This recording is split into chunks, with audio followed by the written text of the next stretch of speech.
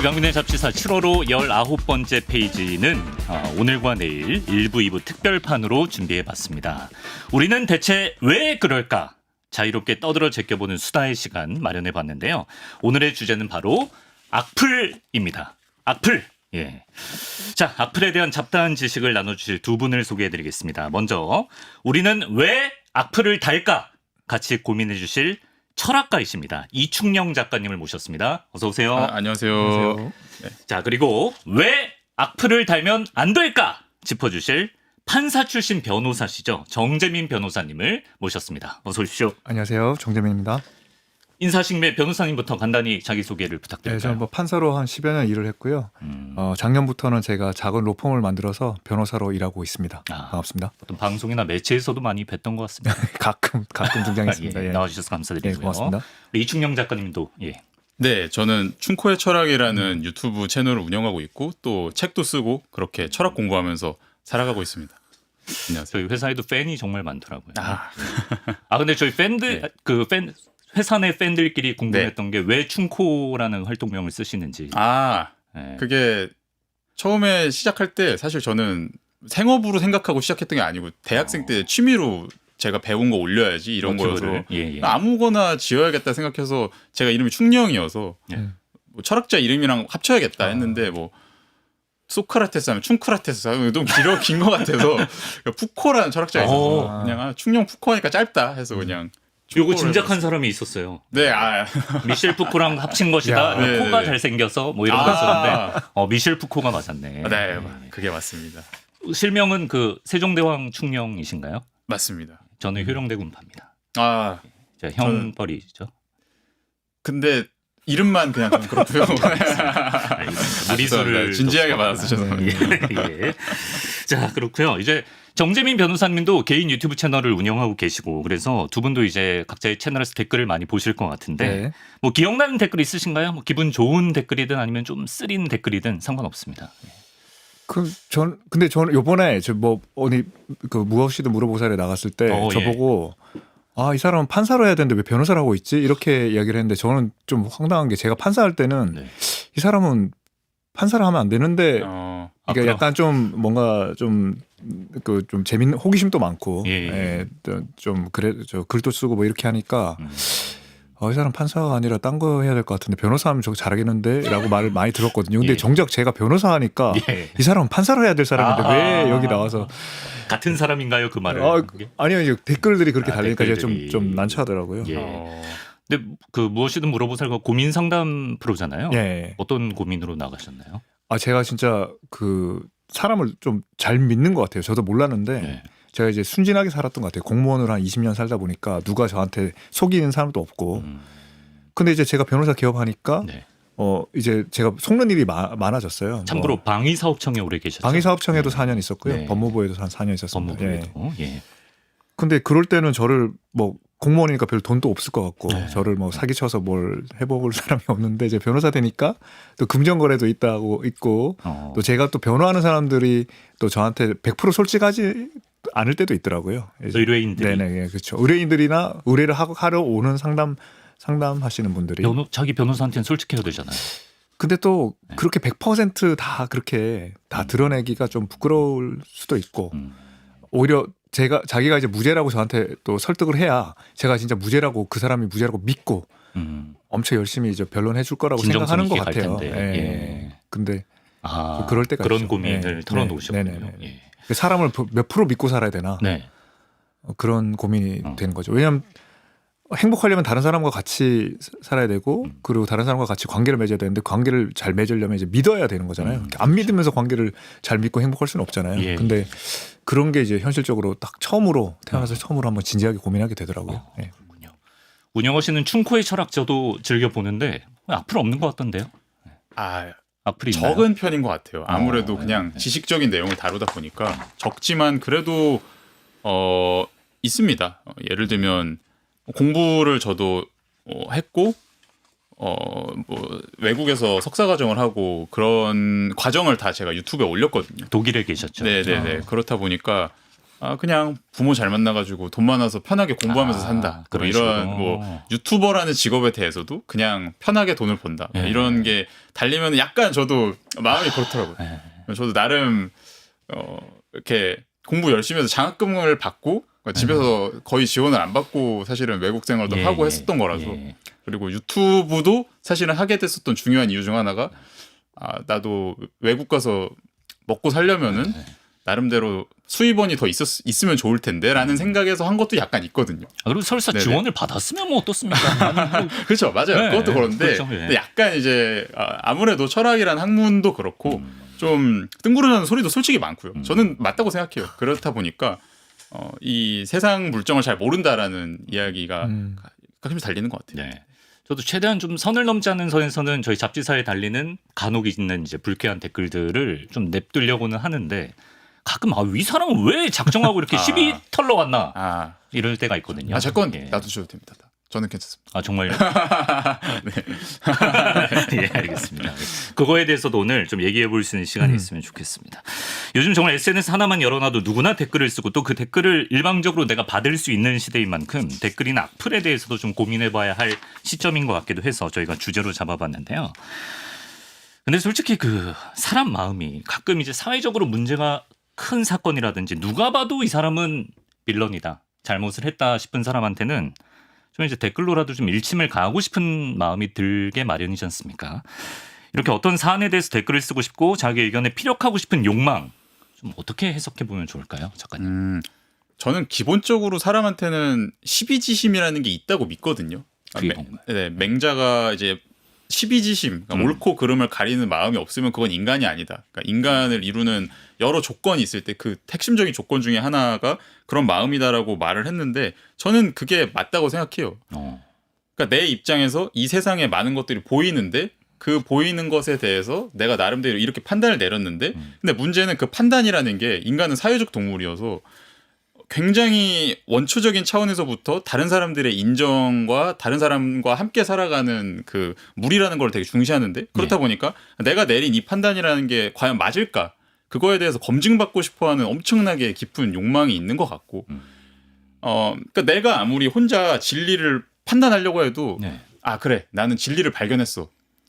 이렇게 그냥 믿고 살아갈 수는 없는 것 같아요, 인간이. 혼자만 믿어서는 충족되지 않는다. 어떻게든 그거를 다른 사람한테 표현을 해서 인정받고 싶고 그러다 보니까 내가 사회의 어떤 인물들을 보면서 드는 판단에 대해서 계속 남기려고 하는 것 같아요. 어떻게 보면 외로움이라고도 볼 수 있겠죠. 약간 외로움이나 애정 결핍처럼 볼 수도 있고 진짜 좀 확인받고 지지받고 싶은 그런 마음일 수도 있겠네요. 공감을 하시나요? 네, 사회적 동물이니까요. 인정욕. 타인과 관계에서 좀 인정을 받고 그렇게 살고 싶어 하는 것 같습니다. 근데 내가 어떤 거에 대해서 인정받고 싶어서 표현을 했을 때 그거에 대해서 긍정해 주는 사람들도 있지만 때로는 막 부정하는 사람도 막 있잖아요. 그 부정을 했을 때 내가 거기에 어떻게 반응하냐에서 좀 차이가 나는 것 같아요. 그래서 같이 키보드 배틀을 하는 사람도 있고 과격하게 아니면 좀 다름을 인정하는 사람도 있고 또 그런 차이도 있는 것 같습니다. 네, 그렇고 이렇게 어떤 나를 표현하고 댓글을 달고 싶은 악플을 달고 싶은 때로는 그런 욕망이 끌어오를 때 법망은 어쨌든 피해야 되지 않겠습니까? 그렇죠. 법에 걸리면 안 되니까 꼭 지켜야 하는 선이 있을 것 같은데. 그러니까 그 표현을 해서 범죄가 되는 게 있죠. 그게 이제 명예훼손죄인데요. 명예훼손죄가 안 되도록 해야 되겠죠. 우리가 그냥 되게 모든 범죄는 뭐 살인도 그렇고 폭행도 그렇고 행동을 해야 되잖아요. 그렇죠. 말로만 되는 게 잘 없거든요. 말로만 되는 게 없는데 말로 되는 범죄가 대표적으로 이제 명예훼손이 있는 거죠. 사기도 있고 뭐 위증도 있지만. 명예는 추상적인 개념이잖아요. 명예는 추상적이지만 되게 어떻게 보면 좀 구체적이기도 하죠. 어떤 예를 들면 지금 요즘에는 콜드플레이의 그 콘서트에서 막 그렇게 됐잖아요. 그런 것들이 막 알려졌잖아요. 최근에 그 불륜 커플 뒤에서 백허그하고 있다가 그거는 사실은 명예훼손, 그 사실을 적시한 건 아니라서 명예훼손이 아닐 수 있지만 하여튼 그런 것들이 쫙 퍼지면 그 사람이 그게 퍼지기 전에 명예하고 지금의 명예는 좀 다르죠. 다르죠. 그러니까 회사에서 좀 옷도 벗어야 되고 막 그런 일이 있잖아요. 그러니까 구체적인데 명예는 분명히 있는 것 같습니다. 그럼 이거는 훼손을 당했다고 말하는 그러니까 피해자 입장에서 훼손되는 게 중요한 거죠. 피해자 입장에서 나는 아무도 사람들이 그 사람이 이런 말로 명예가 훼손됐다고 생각 안 하는데 난 나 혼자만 난 훼손됐으니까 처벌해줘 이러면 안 되죠. 왜냐면 이거는 객관적인 거니까. 이 객관적으로 명예가 훼손될 만한 그 허위 사실이나 진짜 사실의 적시가 있어야겠죠. 네. 근데 저는 궁금한 게 그럼 명예라는 게 과연 뭔지 되게 궁금한 것 같아요. 예, 이게 예를 들면 고대랑 중세 사회 때까지는 명예라는 게 굉장히 중요했었고 그냥 명예가 그냥 인간 삶의 거의 최종적인 목적 내지는 그 목적의 약간 아래급까지로 여겨지고 막 그랬던 시기도 있었는데 현대사에서는 또 명예라는 게 많이 의미가 달라졌을 것 같기도 한데요. 맞습니다. 아까도 우리 저 박사님 아까 왜 집에서 준 돈으로 공부했느냐 아니면 혼자 스스로 장학금 받아서 공부했느냐에 대해서 옛날에는 그게 뭐 되게 차이가 있을지 모르지만 요즘은 아까 저 앵커님 말씀대로 그게 뭐 어때서? 그거 뭐 어때서? 이렇게 되잖아요. 이제 그 시대별로 좀 다른 거죠. 명예가 지금 훼손됐냐 안 됐냐. 그 경계에 있는 모든 법의 이 명예훼손뿐만 아니라 모든 법이라는 게 그 경계에 있는 그 규범과 규범의 그 경계에 있는 자리는 계속 뭔가 이동하고 있는 것 같아요. 그러니까 약간 일기예보의 뭐 고기업 저기업처럼 계속 조금씩 이동하면서 그때 문제된 시점에 그때의 그 판단 기준으로 이제 판단을 하게 되는 거죠. 변하는 거군요. 그렇죠. 계속 움직입니다. 작가님께도 여쭤보고 싶어요. 철학자들은 명예를 어떻게 해석했습니까? 그러니까 명예가 일단 서양 철학 기준으로 생각을 하면 고대 사회에서는 특히나 명예가 가장 중요시 됐던 것 같아요. 근데 그 사회 때는 지금 사회랑 다르게 일단 굉장히 폭력적이었고 사회가. 그러니까 현대인들이 상상할 수 없을 정도로 잔혹한 학살 같은 것도 많이 일어나고 전쟁도 정말 많이 일어나고 그랬던 사회다 보니까 그 사회를 지키는 게 너무나 중요하다라는 거를 물리적으로 그걸 지키는 게 너무나 중요하다라는 거에 대한 컨센서스가 있었거든요. 지금은 그게 많이 사라진 것 같아요. 현대 사회에서는 많은 나라에서. 근데 그 당시엔 그게 있다 보니까 명예라는 거는 어떤 그 용기라는 덕목이랑 많이 연결이 됐고. 그리고 권력자 입장에서의 명예를 모두가 좀 존중해줬군요, 지금보다. 그러니까 그게 폭력을 동반하더라도 때로는 그런 뜻인가요? 그러니까 그런 뜻이라기보다는 그러니까 명예라는 거를 내가 누군가한테 내가 굴복하는 그런 입장이 막 비슷하다고도 볼 수는 있는 것 같아요. 그러니까 그런 폭력성이나 그런 거에 대해서 어느 정도 컨센서스가 있다 보니까 어느 정도 그런 모습을 보이더라도 내가 어쨌든 이렇게 나를 막 화를 내고 표출하고 분노하고 맞서 싸우고 그러면서 내가 만약에 이 사회를 지키는 데 기여를 했다라면 그거에 대해서는 좋은 걸로 되게 인정을 해주는. 뭐 중세시대 기사들끼리 내 명예를 훼손했다 해서 맞짱 한번 뜨고 약간 그런 것도 일례가 될 수 있을 것 같고. 그런 면에서 지금 현대인들이 생각하는 명예랑은 많이 그 강도나 밀도 이런 게 달라진 것 같아요. 그러네요, 진짜. 실제로 어떤 죄에 걸리는 건지도 궁금한데요. 변호사님께 한번 여쭤보겠습니다. 예를 들어서 잡지사 댓글에 누가 진행자 턱이 투턱이다. 점점 살이 오르고 있다. 이런 댓글. 솔직히 사실이 아니라고는 말 못하겠습니다. 제가. 사실이 아니라고는 말 못하겠는데. 진짜 이런 댓글이 올라왔나요? 이렇게 막 공격적으로는 안 하고 그냥 애정 어린 댓글이라고 생각합니다. 근데 이게 맞는 말이더라도 만약에 제가 정말 기분 나쁘게 받아들이면 이거는 제가 뭐 고소를 한다든지 할 수가 있는 겁니까? 근데 이제 이게 그 턱이 두턱이다. 그게 이제 우리가 사실의 적시를 해야 되는 거잖아요. 사실의 적시 턱이 두턱이다. 뭐 될 수는 있겠죠. 그분이 캡처를 했는데 제가 실제로 턱이 이렇게 이겹살처럼 돼 있어요. 근데 이제 흔히 우리가 그 사실의 적시라고 할 때는 누가 그 사람이 언제 어디서 무슨 짓을 했다. 뭐 뇌물을 받았다. 뭐 바람을 폈다. 뭐 이런 누가 언제 어디서 뭘 했다라고 이야기하는 건데 어떻게 생겼다, 뭐 결국 못 생겼다는 거잖아요. 턱이 그렇죠. 생겼다, 뚱뚱하다 이런 거는 이제 약간 모욕으로 평가를 하죠. 저희가 모욕. 근데 그것도 이제 그냥 그렇죠. 그러니까 공공연히 모욕을 해야 되니까 그게 이제 뭐 게시판에 있으면 그걸 제가 모욕으로 받아들이면 모욕이 될 수는 있을 것 같습니다. 문제의 소지가 될 수 있다. 저는 근데 뭐 캐릭터가 생명인 직업이기 때문에 돼지 캐릭터 좋아합니다, 여러분. 그렇고요. 반대로 와, 이 사람 진짜 진행 엄청 잘하는 완전 유재석급이다. 미쳤다. 세계 최고의 진행자라고 누가 봐도 좀 비꼬는 듯한 댓글. 이거는 어떻습니까? 근데 일단 사실의 적시가 아니겠고요. 그죠? 이게 사실의 적시가 아니고. 사실의 그리고 적시가 아니고. 근데 이제 이런 건 있어요. 우리가 재판할 때는 재판할 때는 정말 우리나라 재판 뭐 다른 나라도 뭐 그렇지 않다고 할 수는 없지만 서면 재판이에요. 그냥 글로만 텍스트만 보는 거예요. 예. 그래서 우리가 이렇게 이야기할 때 와 완전 유재석급 미쳤네 뭐 이렇게 말하는 거랑 와 완전 유재석급이다 미쳤다 이거 다르잖아요. 그렇죠. 근데 이게 똑같이 평가돼요. 등가로. 네. 텍스트로 나오니까. 그 텍스트로 나니까 그때 그 현장의 순간은 다 바람처럼 순간적으로 사라져 버리잖아요. 그러네요. 그죠? 예. 녹음이 돼 있지 않은 이상. 예. 그럼 그 말을 했어 안 했으면 유재석급 미쳤다라고만 탁탁탁탁 찍혀서 나오는 거죠. 예. 그러니까 그 현장의 어떤 이게 근데 유재석급 미쳤다 좋은 말이잖아요. 이게 좋은 말이죠. 텍스트로는, 예. 그죠? 예. 근데 그 막 표정과 그 목소리와 네. 톤은 다 제거를 하고 나면 네. MR을 제거하듯이 예. 제거하고 나면 이거는 뭐 좋은 말이죠. 그러니까 이런 거는 사실 그 실무적으로는 굉장히 그 부정적인 톤을 입증하기는 어렵습니다. 온라인 댓글에서는 그런 게 입증하기가 네. 어렵겠네요, 진짜. 좋습니다. 뭐 그러면 어떤 비방 댓글이나 누가 봐도 악플인 거에 공감을 누르는 것도 어떤 법적으로. 야, 근데 그거는 네. 그건 따지자면 공범이 될 수도 있어요. 네, 공범이 따지자면. 네. 근데 그걸로 기소하는 경우는 거의 없고요. 너무 짜치잖아요. 짜치고. 죄송해요. 이 짜치란 말은 예, 괜찮습니다. 너무 째째하잖아요. 그런 알 수는 것까지 있나? 하는 거는 예. 너무 과하잖아요. 예. 예. 그래서 근데 그 그런 거를 그 좋아요 눌렀다고 고소하는 경우들 꽤 많습니다. 그렇습니다. 좋아요 누른 사람들. 저 사람이 날 꼭 좋아요 이렇게 날 비방하는 댓글에 좋아요를 눌렀다. 찾아내려면 찾아낼 수 있나요? 그럼 아니 근데 우리가 페이스북이나 이런 데 눌러보면 누가 좋아요 그치. 나오잖아요. 그래서 그 처벌이 실제로 되나요? 그러면? 제가 볼 때 그거 된 것도 있는 걸로 알고 있어요. 된 것도. 음. 근데 막 바람직하지는 않죠. 예. 그럼 좀 구체적인 사례를 들어서 뭐 이런 경우에는 악플이 정말 명백한 죄가 된다. 뭐 이런 사례가 있을까요, 변호사님? 악플이 죄가 된다. 네. 악플이 죄가 된다. 뭐 지금 또 그거를 제가 또 이야기한다면 또 명예훼손이 되니까. 그 뭐 아까 말했듯이 누가 뭐 바람을 폈다. 콜드플레이어처럼 그런 것들이 죄가 되겠죠.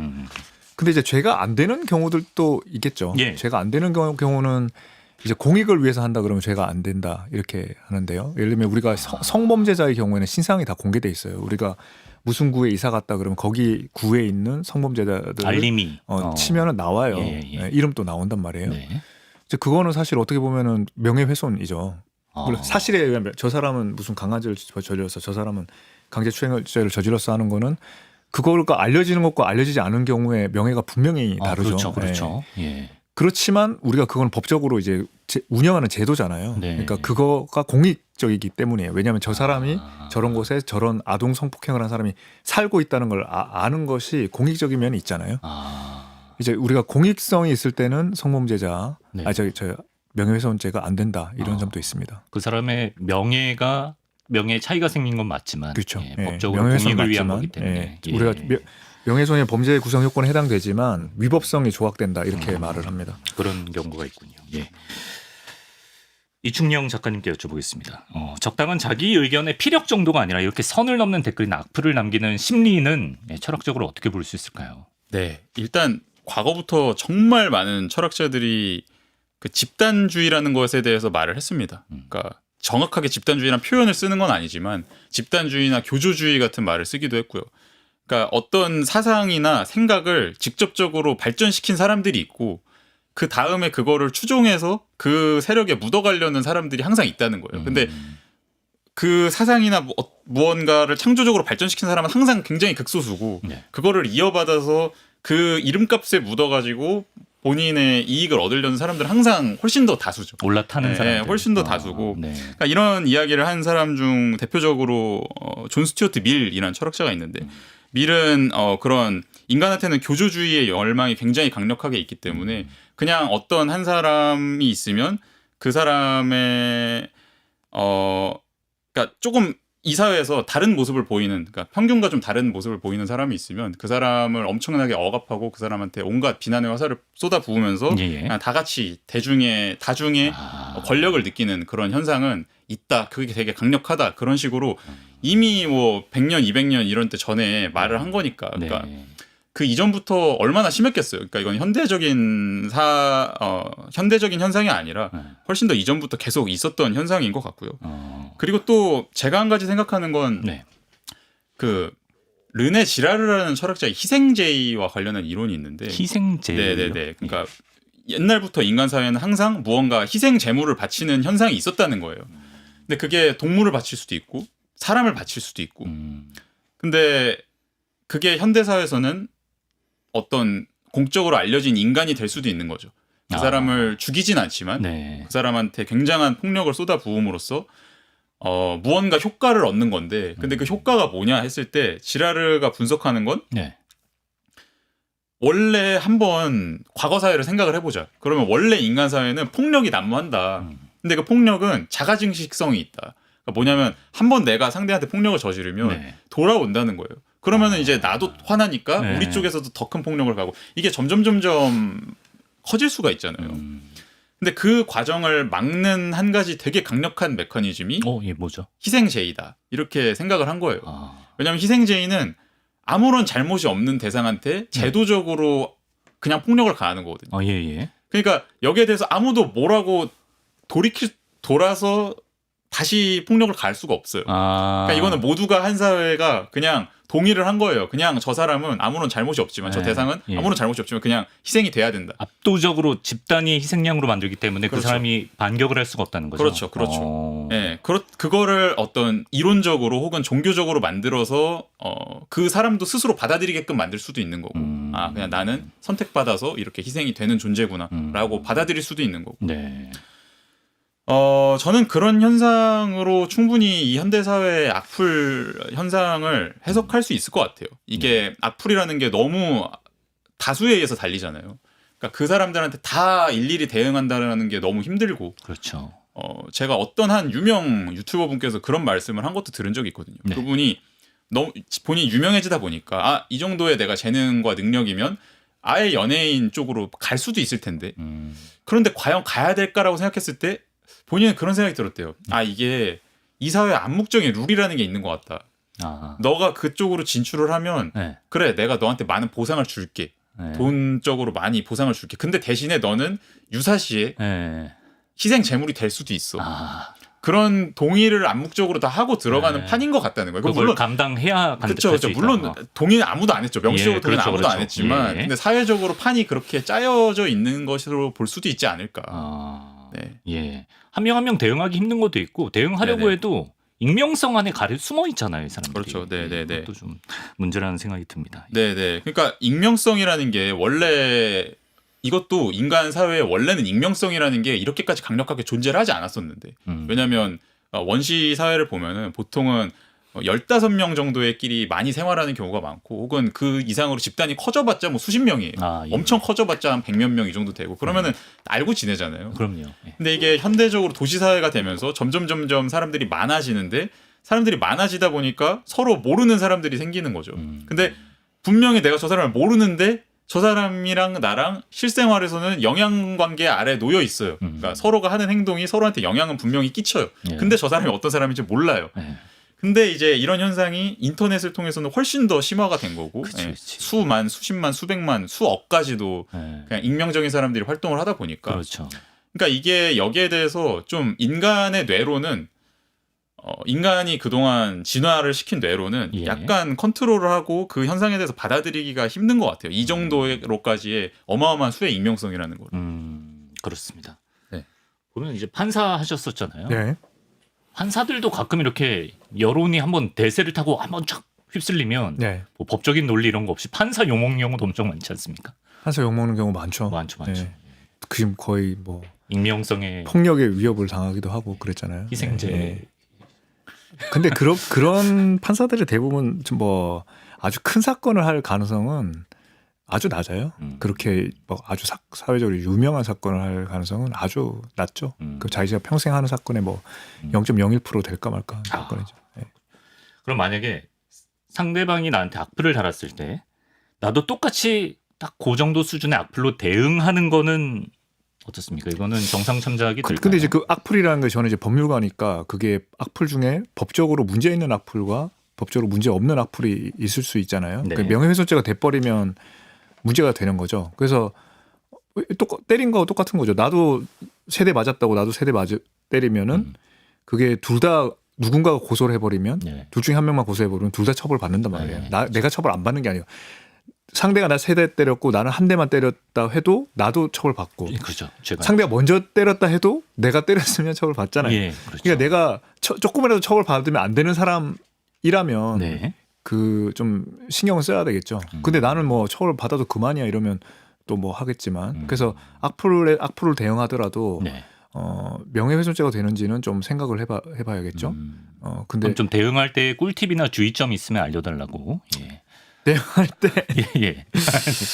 근데 그 그러니까 악플 중에 네. 저 같으면 이제 악플 중에 명예훼손적인 성격이 있잖아요. 뭐 사실을 하고 예. 지적하고 네. 적시하고 그럼 그거는 사실 적시해서 명예훼손이 된다라고 말을 할 것 같아요.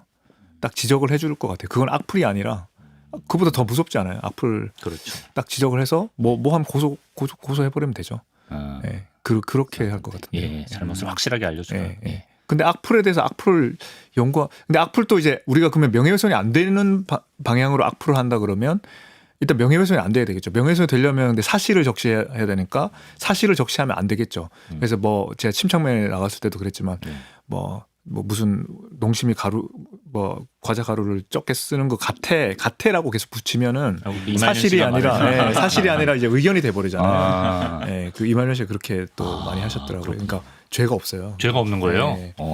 그다음에 의견이다. 예. 그리고 아니면 진짜 공익을 위해서 뭐 하든가. 예. 근데 대개 이제 의견으로 표현을 하면 그게 명예훼손은 안 되겠죠. 사실이 아니다라는 뭐뭐 하는 것 것과 같다. 허위 사실과는 또 다른 개념인 거죠. 그러니까 허위 사실이라는 건 일단 사실 중에서 네. 사실은 돼야 되는 거고. 사실은 돼야 되고. 사실은 돼야 되고 그 중에 허위 사실과 허위가 아닌 진짜인 진실한 사실이 있는 거죠. 예. 네. 근데 일단 같아 뭐 의견처럼 말하면 평가를 말하면 예. 그러니까 팩트가 아니라 평가를 말하면 네.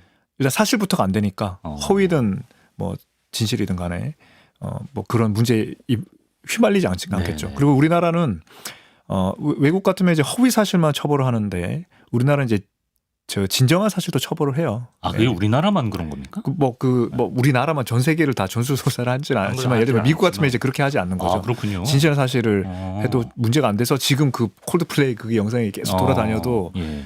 그 형사적으로 그렇게 문제가 되지는 않을 겁니다. 네. 그런 차이가 있군요. 댓글로 복수할 것이냐 아니면 그냥 참을 것이냐 뭐가 좋을까요? 정말 어려운 문제라고 생각합니다. 예. 정답은 없는데 다만 그러니까 철학자들도 철학자들이라서 다 생각이 똑같은 게 아니잖아요. 그러니까 각자 생각이 달랐는데 그러니까 많은 분들이 좋아하시는 붓다 같은 경우에는 네. 누가 그렇죠. 누가 나한테 화를 입혔을 때 그냥 그 화를 내가 가만히 받고 다시 돌려주지 않으면은 네. 그냥 이 세상에는 아무런 변화도 일어나지 않고 다 끝이다. 그냥 내 마음이 중요한 거지. 내 마음이 평정을 유지할 수 있으면 그냥 내가 그 화를 받아줘도 아무런 상관이 없는 거다 사실. 이런 식으로 말하기도 했고. 네. 그 스토아 철학자 중에 마르쿠스 아우렐리우스, 로마의 황제였던 마르쿠스 아우렐리우스도 거의 비슷한 말을 했거든요. 그냥 복수를 하지 않고 용서를 하는 마음을 강조를 했고 그것도 역시나 내면의 평정이라는 기준을 두고서 그랬습니다. 그냥 내 마음이 괜찮으면 아무런 상관이 없는 거다. 그리고 마르쿠스 아우렐리우스는 특히나 강조했던 게 남의 마음을 바꿀 수 있다고 생각하는 건 미친 사람이라고 주장했거든요. 그거는 미친 짓이다. 그러니까 남의 마음을 바꾸기 위해서 내가 노력은 할 수 있는데 결국에는 남의 마음은 그냥 그 사람한테 달린 거다. 최종적으로는.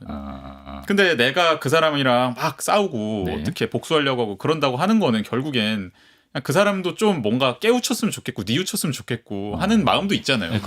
물론 그냥 순수 악으로 갚아주고 싶을 때도 있어요. 있지만 그렇지만 만약에 또 상대의 마음을 바꾸고 싶고 그런 거라면 더더욱이나 그거는 내가 그렇게 한다고 해서 된다는 보장이 전혀 없으니 그냥 가만히 있어라라는 식으로 아마 마르쿠스 아우렐리우스는 생각했을 것 같고요. 근데 반면에 예를 들면 뭐 마키아벨리 같은 굉장히 현실적인 처세술을 중요시했던 철학자 같은 경우는 상대방이 나한테 무언가를 해를 끼쳤다 그러면 그거를 내가 정말로 사회의 안정을 잘 유지하고 싶은 통치자라면 그냥 아예 상대가 다시는 그런 짓을 못하게끔 싹을 밟아줘야 된다. 짓밟아라. 네, 그것보다 훨씬 더 큰 악을 통해서 그냥 아예 뿌리를 뽑아버려야 된다고 주장을 했거든요. 근데 이것도 그럴듯하잖아요. 그리고 사람에 따라서 솔직히 말하면 악플을 받는 사람 입장에서는 솔깃한 마음이 드는 것 같아요. 야, 이게 그렇게 해야 되는 것 같다. 인간이라는 게 저 사람들이 분명히 지금 악을 저지르고 있으니 내가 훨씬 더 큰 무언가로 갚아줘서 다시는 이런 짓을 하지 못하게 만들어주겠다라는 식의 생각을 저도 많이 하게 되는데 어느 쪽인지 아까도 말씀드렸지만 근데 악플이라는 게 일반적으로는 너무 그 수적으로 한 개인이 다 처리할 수 없을 정도로 너무나 많은 그러니까 수적으로 아예 균형이 애초에 안 맞기 때문에 그거를 내가 다 일일이 대응하다가는 내 삶이 남아나지 않을 것 같고 맞습니다. 그러다 보니까 뭐 연예인분들 같은 경우는 아예 로펌에다가 맡겨가지고 싹 막 처리를 하고 그런 경우도 있지만 일반적인 경우라면 적당히 참고 넘어가는 게 더 자신의 건강에 이롭지 않을까 싶습니다. 라는 생각을 갖고 계시다. 네. 이거 무슨 말인가요? 니체가 소크라테스의 최고 악플러였다? 네. 네. 소크라테스는 4대 성인이라고 불리잖아요. 그렇죠. 그리고 지금까지도 소크라테스 좋아하시는 분들이 되게 많아요. 근데 저는 사실 소크라테스의 그 전해져 내려오는 말들이 적힌 책을 읽어보면은 이 사람 약간 되게 얄미운데 싶거든요. 솔직히 그런 면이 되게 많아요. 그래요? 네. 근데 그런 면을 니체가 되게 가령 어떤 봤었고, 경우냐고 그러니까 물어보네요. 자꾸 말꼬리를 잡는 거예요. 자꾸 말꼬리를 잡고 상대가 무슨 말을 하잖아요. 그러면은 계속 너가 말한 그 개념의 그럼 정의가 뭐냐? 이런 식으로 물어보고 그럼 정의를 내리잖아요. 그러면 그 정의에서 또 뭐 이거는 또 정의가 뭐냐? 그냥 너는 너가 제대로 알지도 못하면서 이렇게 말한다. 자꾸 이렇게 하는 거예요. 근데 인간이 사실 모든 거의 정의에 대해서 제대로 알고 모든 거를 다 명확히 규정하고 언어 생활하면서 살아가는 거 아니잖아요. 너 자신을 알아갖고 그 과정에서 나온 건가요? 비슷하죠. 비슷한 맥락인데 근데 소크라테스 너무 제가 보기에 너무 과해요. 근데 웃긴 게 또 본인은 또 그렇게까지 또 엄밀하지 않게 넘어가는 것도 많아요. 그러니까 그 잣대가 약간 불공정했다는 생각도 들고 그러니까 그런 면을 아마 니체도 봤던 것 같아요. 그래서 니체 같은 경우는 소크라테스는 너무 과하게 논리에 쏠렸던 사람이었다. 이게 사람이라는 게 본능적인 에너지라는 게 있고 이성적인 틀이라는 게 있는데 그게 둘이 공존하면서 살아가죠, 인간은. 근데 니체는 그 본능적인 에너지를 건강하게 잘 펼치면서 살아가는 게 좋은 삶이라 생각했거든요. 근데 그거는 이성적으로 설명할 수 없는 때로는 뭐 되게 악해 보이는 것일 수도 있고 누군가에 따라서는 뭐 예술적인 혼일 수도 있고 다양한 게 될 수 있는데 소크라테스 같은 경우는 본능은 굉장히 억압하고 뭐 모든 거를 이성적으로 굉장히 잘 설명하려고 했던 괴물이었다라고 니체는 말하거든요. 그러니까 소크라테스 괴물이었다고 쉽게 말하면 이렇게 니체는 표현을 괴물이었다. 괴물이 소크라테스 괴물이다. 한쪽을 간과했기 때문에. 그렇죠. 그렇군요. 변호사님께 이번에 여쭤보겠습니다. 소크라테스가 니체 명예훼손죄 이런 걸로 고소할 수 있냐고 하네요. 현대로 왔으면. 일단 일단 그 니체가 그 활동할 때 소크라테스는 뭐 옛날에 돌아가셨으니까 동시대였으면. 근데 이것도 의견이잖아요, 사실. 그렇죠. 의견이고 평가고 하는 거니까 뭐 그게 어려웠지 않을까 싶습니다. 알겠습니다. 그 표현의 자유라고들 많이 하지 않습니까? 뭐 예를 들어서 너 왜 이렇게 악플 달았어라고 했을 때 이것도 나의 표현의 방법이다라고 했는데 표현의 자유의 어떤 헌법상 범위는 어느 정도 어떻게 봐야 될까요? 근데 그 헌법에서 이제 우리가 표현의 자유라고 할 때는 그 우리가 이제 기본권이죠. 아주 중요한 기본권이고요. 그건 사실 1919년에 그 대한민국 3.1운동 끝에 임시정부 헌장에도 표현의 자유가 들어갈 정도로 하여튼 표현의 자유는 이제 아주 중요하고 다른 기본권 중에 기본권이라고 하는 거잖아요. 우리가 국가의 어떤 국가가 잘못한 거나 이거에 대해서 좀 감시도 하고 비판도 하고 그리고 민주주의니까 다양한 당연히 의견들 중에 이제 그 큰 세를 얻는 의견이 또 그 한때 또 어떤 권력을 가지고 하는 거잖아요. 근데 어떤 깃발 드는 사람이 나는 이런 표현, 나는 이렇게 생각해. 이 문제 이렇게 생각하고 우리 사회는 이렇게 가야 돼라고 말할 수 없으면 그거는 민주주의가 안 되는 거죠. 그래서 이 권력자나 독재자들은 항상 그 표현의 자유를 억압하려고 했고 그렇기 때문에 더더욱 민주주의 사회는 이제 표현의 자유가 더더욱 중요하고 다른 기본권보다 더 많이 보장을 받죠. 근데 그거는 국가에 대한 겁니다. 아. 네, 개인과 개인 사이에서는 표현의 자유를 하지 않습니다. 아, 그렇군요. 네, 그렇죠. 예. 그러니까 국가 권력과 일반 개인들, 시민들 사이에서 모든 헌법의 기본권이라는 건 일단 그 향하는 방향이 대상으로. 기본적으로 이제 국가를 향한 거고요. 예. 뭐 간접적으로 이제 뭐 우리 국민들 사이에서 있는 거는 이제 간접적으로 작동한다고 하죠. 그래서 기본적으로 이제 표현의 자유죠. 표현의 자유인데 아까 말했지만 그래서 이게 명예훼손 같은 것들이 이제 그 위법성을 조각해서 적법하게 정당화될 때는 그거는 이제 표현의 자유로서 정당화된다기보다는 어떤 그 공익을 위해서 공익을 위한 측면이 있다고 보는 거죠. 그러니까 물론 그 공익에는 표현의 자유 속에 포함돼서 예를 들면 우리가 정치인들의 어떤 사생활을 비판한다거나 이런 문제가 있잖아요. 네. 권력자 대통령의 부인의 이런 걸 이야기할 때는 그때 이제 표현의 자유를 물고 들어갈 수 있는 거죠. 그렇죠. 예, 일반 개인이 아니잖아요. 예. 이제 어떤 권력을 감시하는 측면이잖아요. 그때 이제 헌법상의 표현의 자유를 물고 들어갑니다. 네, 국가를 향해서 네. 정치적인 것에서만 적용이 가능하다. 예. 근데 나라마다 좀 다르지 않습니까? 표현의 자유를 보장하는 정도 그런 것들이. 많이 다르죠. 네. 예, 표현의 자유를 그러니까 그거는 법제도적으로 다를 뿐만 아니라 어떤 정치적으로 운영하는 게 굉장히 다른 거죠. 어떤 나라는 뭐 권위주의 국가는 중국이나 러시아나 이런 데서 푸틴을 조롱한다거나 개그맨들이 나와서 한다거나 그런 게 허용이 안 되겠죠. 체제의 문제일 수 있다. 그 법제도를 떠나서 일단 운영하는 네. 측면이 차이가 있습니다. 철학가로서 표현의 자유의 그 기준을 어떻게 잡으면 좋다고 생각하시는지 좀 간단히 듣고 싶습니다. 예. 네네. 그러니까 일단 그 자유주의 사상 쪽에서는 제가 알기로는 명시적으로 누군가한테 해를 끼치는 행동을 촉발하는 게 아니라면 그냥 무슨 말이든 개인은 해도 된다. 그거를 보장해줘야 된다라고 말을 하는 걸로 알고 있거든요. 네.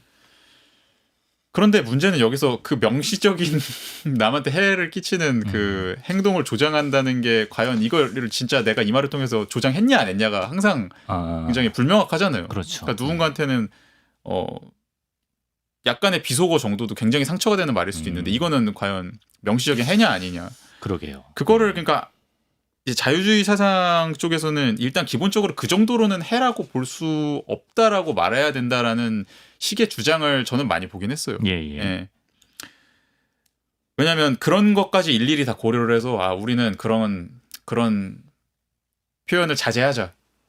그거는 표현의 자유에서 허용되지 않는다. 이렇게 말하다 보면은 결국에는 그런 기준이 권력자들에 의해서 사람들을 억압하는데 이용이 된다는 거죠. 그러니까 그렇죠. 의도는 선할지라도 예. 결국에는 그렇게 된다. 그러니까 애초에 확 풀어놓는 게 맞다. 될 수 있는 한. 이렇게 말하는 걸로 알고는 있지만 네네.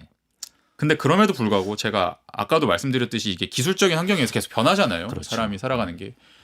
이게 과거에 어떤 사람들이 감당할 수 있었던 그 익명성의 수준, 그 다음에 같이 살아가는 사람들의 수, 이런 것들이랑 지금 현대 사회에서 펼쳐지는 모습이랑 되게 다르기 때문에 저는 그래도 우리가 진짜로 면전에서 저 사람한테 내가 이 말을 할 수 있을까?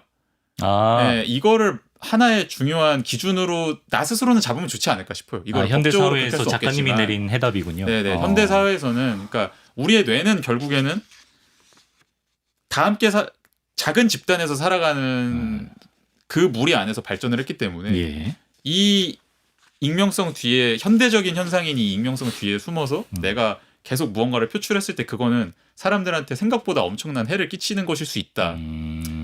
그러니까 정말로 내가 작은 집단 안에 있다고 가정을 해보고 면전에 놓고 저 사람한테 이 말을 할 수 있겠느냐를 한번 생각을 해보는 게 모두에게 이롭지 않을까. 이 정도 기준만 있어도 진짜 많이 좀 깨끗해질 것 같아요. 예, 맞습니다. 자, 이제 마칠 시간이 됐는데 한 줄 평 들을까요? 짧게? 예, 각자 악플에 대해서 한 줄 평, 변호사님. 예. 그 악플 달 시간이 없다. 인생은 짧다. 예. 철학자 같아요. 예, 좋습니다. 악플 달 시간이 없다. 작가님. 명가명, 비상명이라고 말하겠습니다. 명가명, 비상명.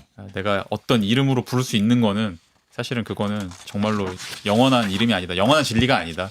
내가 언어로 이렇게 표현할 수 있는 진리라는 거는 사실은 그거는 되게 상대적인 거고 언제 내가 틀린 걸로 판명될지 모른다. 그러니까 너무 과몰입하고 악플 달지 말자. 신중해야 된다. 네, 말씀드리고 싶습니다. 좋은 말씀입니다. 예. 여기까지 철학자와 변호사란 조금은 생소한 조합이지만 악플이란 주제로 이야기를 나눠봤습니다. 두 분과는 오늘 여기서 인사드리고요. 내일 2부로 찾아뵙겠습니다. 두 분 고맙습니다. 네, 감사합니다.